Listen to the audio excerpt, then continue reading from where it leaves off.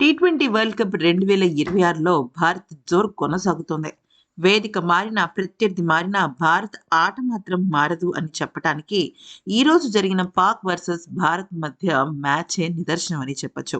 దాయాది పాకిస్తాన్ పైన సూర్యకుమార్ యాదవ్ సారథ్యంలోనే భారత జట్టు మరొకసారి పూర్తి ఆధిపత్యం చెలాయించింది.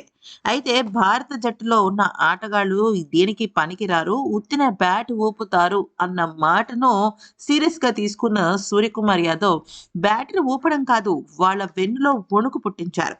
ఆదివారం కొలంబో వేదికగా జరిగిన హై వోల్టేజ్ మ్యాచ్‌ను సూర్యసేన తమ ఆధిపత్యంతో లో వోల్టేజ్‌గా మార్చేసింది.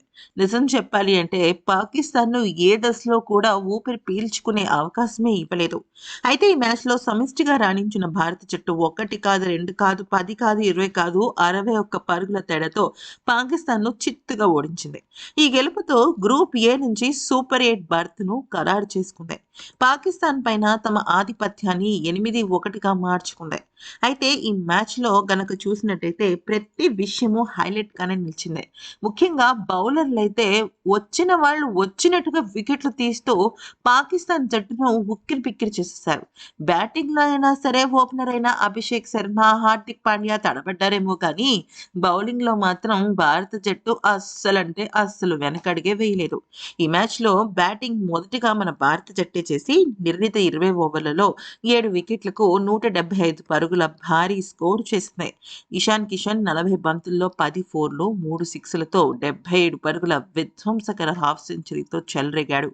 ఆల్మోస్ట్ సెంచరీ కొట్టేస్తాడు అనుకునే టైంకి ఔట్ అవ్వడం ఒకింత నిరాశను మిగిల్చింది. అయితే సూర్యకుమార్ యాదవ్ 29 బంతుల్లో 3 ఫోర్లతో 32 పరుగులు చేశాడు. శివం దుబే 17 బంతుల్లో 3 ఫోర్లు, ఒక సిక్స్‌తో 27 పరుగులు చేశాడు. అయితే ఇక చివర్లో రింకు సింగ్ కూడా 11 పరుగులతో మెరుపులు మెరిపించేశాడు. ఇలా వచ్చిన వాళ్ళు వచ్చినట్టుగా బ్యాటింగ్‌లో అరాకొరా కొడుతూనే ఉన్నారు. పాకిస్తాన్ బౌలర్లలో సైమ్ అయూబ్ 3 వికెట్లు తీయగా, ఉస్మాన్ తరీక్ 1 వికెట్, సల్మాన్ అలీ అఘా అలాగే షాహిన్ షా ఆఫ్రిదీలకు చెరొక వికెట్ దక్కింది. అయితే అనంతరం పాకిస్తాన్ 18 ఓవర్లలో 114 పరుగులకి కుప్పకూలి ఘోరమైన పరాజయాన్ని మూటకట్టుకుంది. వికెట్ కీపర్ ఉస్మాన్ ఖాన్ ఒక్కడే 34 బంతుల్లో 6 ఫోర్లతో, ఒక సిక్స్‌తో 44 పరుగులు మాత్రమే చేశాడు. అది కూడా అసలు హాఫ్ సెంచరీ కూడా చేయలేకపోయాడు. అయితే ఇక మిగతా బ్యాటర్లందరూ దారుణాతి దారుణంగా విఫలమయ్యారు. ఒక్క మాటలో చెప్పాలి అంటే ఇక భారత బౌలర్లలో జస్ప్రీత్ బుమ్రా 2 వికెట్లు, అక్షర్ పటేల్ 2 వికెట్లు, వరుణ్ చక్రవర్తి 2 వికెట్లు, హార్దిక్ పాండ్యా 2 వికెట్లు, ఇలాగా వచ్చిన వాళ్ళు వచ్చినట్టుగా వికెట్లు తీస్తూనే ఉన్నారు. ఆఖరికి తిలక్ వర్మ, కుల్దీప్ యాదవ్ కూడా తలా ఒక వికెట్ పడగొట్టి అసలు పాకిస్తాన్‌ను నిద్ర లేకుండా చేసేశారు. బౌలర్లు ఏ రకంగా రాణించారంటే, "నువ్వు తీస్తావా వికెట్లు, నన్ను తీయమంటావా" అన్నట్టుగానే ఒక పరిస్థితి ఉంది. 176 పరుగుల భారీ లక్ష్య ఛేదనలో పాకిస్తాన్‌కు భారీ షాక్ తగిలింది. తొలి ఓవర్ వేసిన హార్దిక్ పాండ్యా మెయిడెన్ వికెట్ తీశాడు. ఓపెనర్ షహీబ్ జాదా ఫర్హాన్‌ను క్యాచ్ ఔట్‌గా పెవిలియన్‌కు చేర్చాడు. బుమ్రా వేసిన రెండో ఓవర్లో 6 బాది జోరు కనబరిచిన సైమ్ అయూబ్ 6 పరుగుల వ్యక్తిగతంగా స్కోర్ ఉన్నప్పుడు మరుసటి బంతికే ఎల్బీడబ్ల్యూగా వెనుతిరిగాడు. అదే ఓవర్లో సల్మాన్ అలీ అఘా 4 పరుగులు చేసి క్యాచ్ ఔట్ చేసిన బుమ్రా ఇంకా పాకిస్తాన్‌ను కోలుకోలేని దెబ్బతీశాడు. ఇక సీనియర్ బ్యాటర్ బాబర్ అజమ్ కూడా 5 అంటే 5 పరుగులే వ్యక్తిగతంగా చేసి అక్షర్ పటేల్‌ను తనని క్లీన్ బౌల్ చేయడంతో పెవిలియన్‌కు వెళ్లడం తప్ప ఏమీ చేయలేక నోరు మూసుకున్నాడు. దాంతో పవర్ ప్లేలోనే పాకిస్తాన్ 4 వికెట్లు కోల్పోయి 38 పరుగులు చేసింది. అయితే ఈ పరిస్థితుల్లో ఉస్మాన్ ఖాన్ దూకుడుగా ఆడుతూ జట్టును ఆదుకునే ప్రయత్నం చేశాడు. షాదాబ్ ఖాన్‌తో కలిసి 5వ వికెట్‌కు 43 పరుగులు జోడించాడు.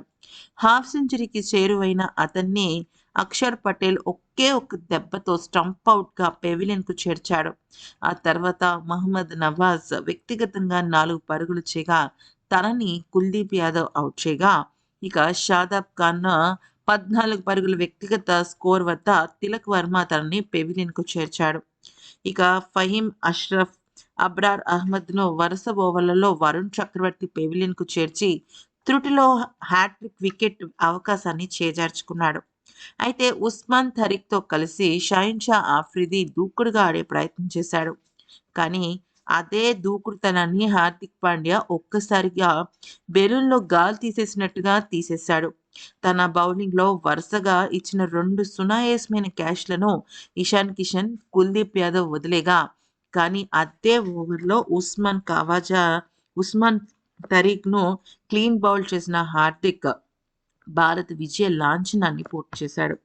ఈ దెబ్బతో అసలు నిజం చెప్పాలంటే ప్రపంచ దిగ్గజాలున్నారు చూసారా? అంటే ముఖ్యంగా పాకిస్తాన్ దిగ్గజాలు. వాళ్ళేదో ప్రగల్భాలు పలికారు. ముఖ్యంగా అభిషేక్ శర్మకి బ్యాటింగ్ రాదు, హార్దిక్ పాండ్యాకి బౌలింగ్ రాదు అంటూ రకరకాల వ్యాఖ్యలు చేశారు. దెబ్బకి ఇదంతా కూడా మూసుకుపోయింది. ఇప్పుడు అసలు పాకిస్తాన్ జట్టు సూపర్ 8కి కూడా వెళ్తుందా లేదా అనే విషయం పైన క్లారిటీ లేదు. అయితే ఇక ఇషాన్ కిషన్ ఉన్నాడు కదా! మన భారత జట్టు చోటా ప్యాకెట్ బడా ధమాకా. అతనైతే మాత్రం చరిత్ర సృష్టించేశాడు. ఐసీసీ టీ20 ప్రపంచ కప్ 2007 తర్వాత పాకిస్తాన్‌పై హాఫ్ సెంచరీ బాదిన తొలి భారత ఓపెనర్‌గా ఇషాన్ కిషన్ చరిత్రకెక్కాడు.